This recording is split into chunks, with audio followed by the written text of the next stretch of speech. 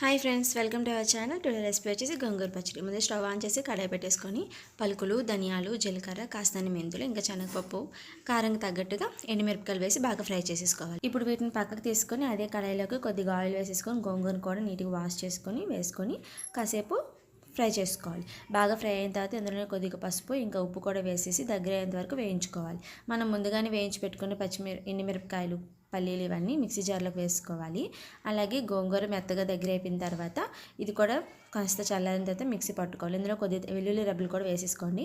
Mixie పట్టుకొని పక్కకు తీసుకున్న తర్వాత మరి కొద్దిగా ఉంచేసుకొని అందులోనే ఒక ఉల్లిపాయ చిన్న చిన్న ముక్కల్లా కట్ చేసుకొని వేసుకుంటే కచ్చపచ్చగా మిక్సీ పెట్టుకోవాలి. ఇలాగైతే బాగుంటుంది. ఒకసారి మీరు కూడా ట్రై చేయండి. తర్వాత పోపు పెట్టుకుంటే వేడివేడి అన్నంలోనే గోంగూర పచ్చడి వేసుకొని తింటే ఆహా అనాల్సిందే. ఇష్టం లేని వాళ్ళు కూడా చాలా ఇష్టంగా తింటారు. కానీ మిక్సీలో కంటే రోట్లో వేసుకుంటే ఇంక దాని టేస్ట్ అస్సలు చెప్పాల్సిన అవసరం ఉండదు. వీడియో నచ్చితే సబ్స్క్రైబ్ అబ్బా. Thanks for watching.